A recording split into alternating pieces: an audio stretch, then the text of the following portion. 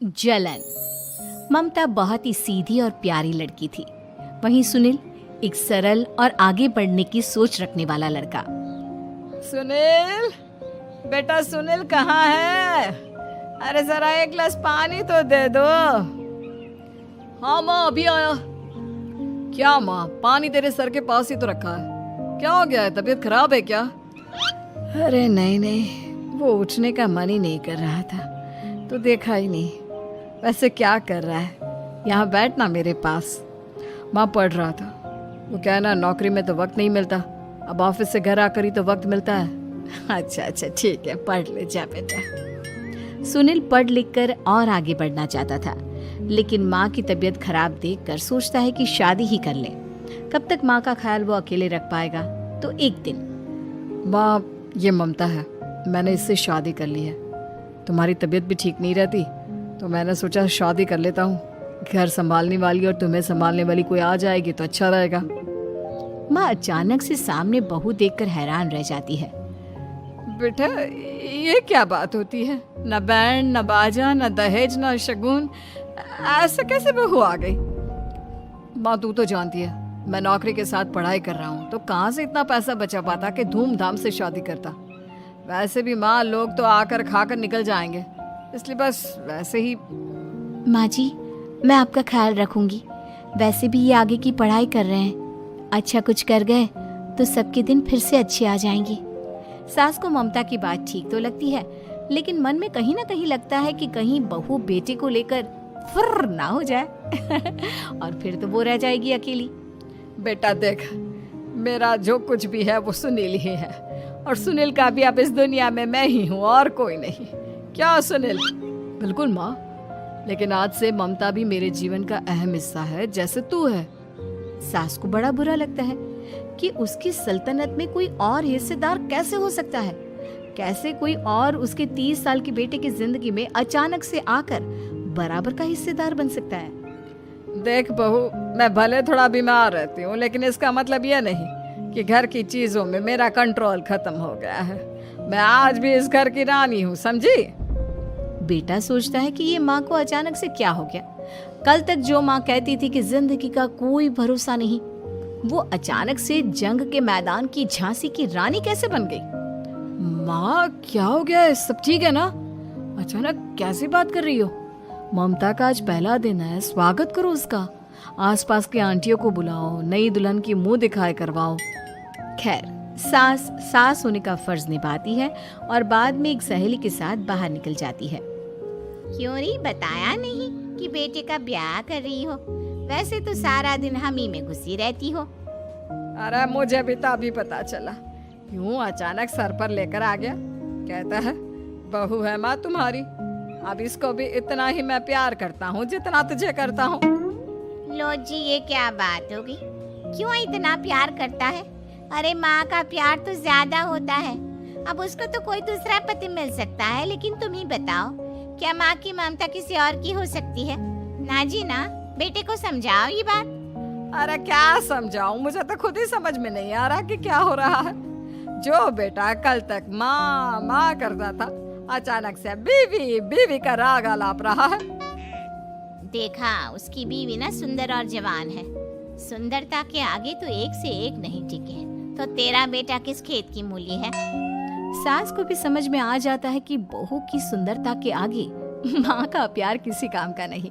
उधर बीवी, ए जी, अम्मा जी सहेलियों को छोड़ने गई थी, अभी तक आई नहीं, हम देख आए क्या? अरे रहने दो ना, आ जाएंगी। कहाँ जाएंगी, उनकी आदत है। एक बार जाती है तो पूरी पंचायत खत्म करके ही आती है। अच्छा ही है, खाना वाना खा कर गई होगी। छोड़ो ना, घूमेगी तो खाना पचेगा नहीं तो ऐसे ही खाट पकड़ लेगी। बहू भी शांत हो जाती है। उधर सास सोचती है कि आज थोड़ा देर से ही घर जाती हूँ, जब बेटा परेशान होकर ढूंढेगा तब मजा आएगा। बीवी को खुद ही पता चल जाएगा कि माँ के आगे उसकी दाल नहीं गलेगी। लेकिन वहीं दूसरी ओर घर पर, ए जी, माँ जी अभी भी नहीं आई। हमको तो घबराहट हो रही है कि क्या करें, जाकर पता करें किसी के घर। अच्छा, कहाँ जाओगी ये भी बता दो। पहला दिन है तुम्हारा इस घर में और एक ही दिन में मोहल्ला छानोगी क्या? हाँ, तो आप भी तो नहीं जा रहे हैं ना, हमको फिक्र हो रही है। अरे यार, ये रोज का है अम्मा का, खाओ और सो जाओ। बस फिर क्या था। बेटा बहू खाना खाते हैं और कमरे में सोने चले जाते हैं। उधर जब सास को कोई देखने नहीं आता तो वो हार कर घर आ जाती है, जहाँ वो देखती है कि सारे घर की लाइट्स बंद है। सास को गुस्सा आता है। बहू, ममता बहू कहाँ हो? लेकिन सारे दिन की थकी बहू को ऐसी नींद आती है जैसे किसी ने भांग की गोली खिला दी हो। वो तो नहीं उठती। उठकर आ जाता है बेटा। क्या बात है अम्मा, काहे चिल्ला रही हो? अरे सो जाओ ना, सुबह की थकी है बहू, वो सो रही है। जोर से बोलोगी तो नींद खुल जाएगी उसकी। माँ को गुस्सा आ जाता है। फिलहाल तो सो जाती है, लेकिन मन ही मन ढेर सारा जहर बहू के लिए भरा होता है। सुबह बहू चाय बना रही होती है कि सास धीरे से गैस तेज कर देती है, जिससे चाय का बर्तन जल जाता है। और जैसे ही बहू चाय का बर्तन उठाती है, उसका हाथ जल जाता है। मेरा हाथ जल गया। वो जोर जोर से चिल्लाकर इधर उधर भागती है कि सास थोड़ी देर में उसके हाथ में पानी डाल देती है। हाय रे बहू, क्या कर रही हो? पहली बार रसोई छुई हो क्या? सासू माँ गलती से गैस तेज रह गई थी और बर्तन जल गया, जिससे मेरा हाथ जल गया। हाय रे, कितना गंदा दाग। छी छी छी छी, मुझे तो उल्टी आ रही है तेरा गला हुआ मांस देखकर। तू ना मुझे अभी साथ से खाना मत लगाना। बहू भी खुद का हाथ देखती है तो उसे भी रोना आ जाता है। कुछ दिनों के बाद सास की सहेली आती है। बहू चाय बनाकर लाती है। उसके जाने के बाद सहेली कहती है, बहू की सुंदरता ऐसी है कि कोई भी दीवाना हो जाए। वैसे तेरे बेटे का क्या हाल है? अरे वैसा ही है, बहू के पीछे लट्टू। क्या करूं, कुछ समझ में नहीं आ रहा।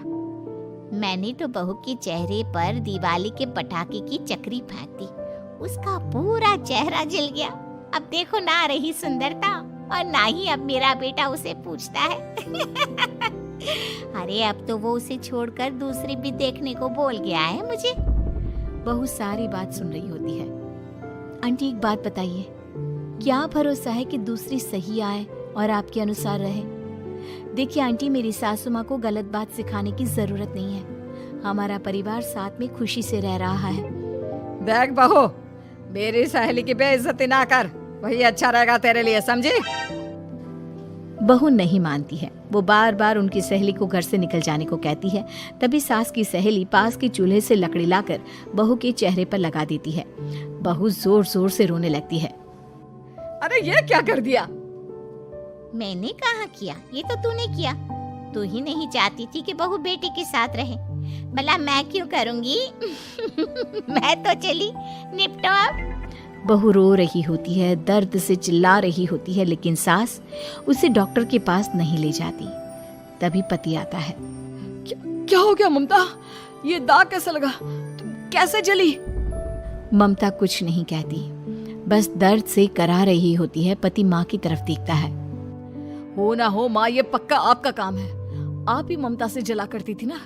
देखना माँ, अब पुलिस आएगी, केस बनेगा, लेकिन पहले मैं ममता को अस्पताल लेकर जा रहा हूँ। सभी अस्पताल जाते हैं, जहाँ डॉक्टर ममता की सास से कहते हैं,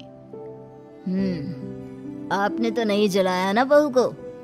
अब ममता की सास के तो पसीने छूट रहे होते हैं। वो घबरा कर कहती है, ना ना डॉक्टर साहब, कैसी बात करते हैं? हम क्या जलाएंगे अपनी बहू को?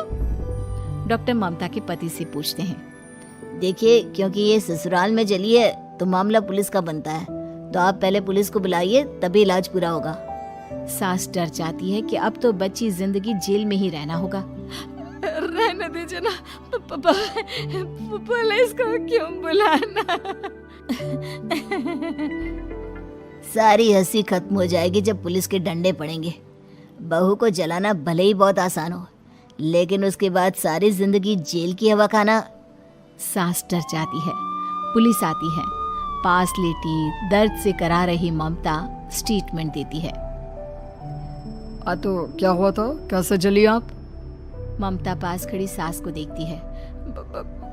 बेटी बताओ, कैसे जल गई तुम?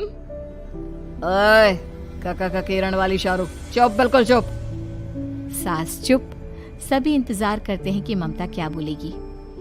जी, मैं खाना बना रही थी, लकड़ी उड़कर मेरे ऊपर गिर गई और मैं जल गई। सास बहू की बात सुनकर रोने लगती है। देखा माँ, कितनी समझदार है ममता। ये चाहती तो, हाँ बेटा, ये चाहती तो मैं आज जेल में होती। मुझे माफ कर दे। मैं आगे से अभी कभी ऐसा नहीं करूंगी। बहू के साथ मिलकर रहूंगी। मुझे माफ कर दे।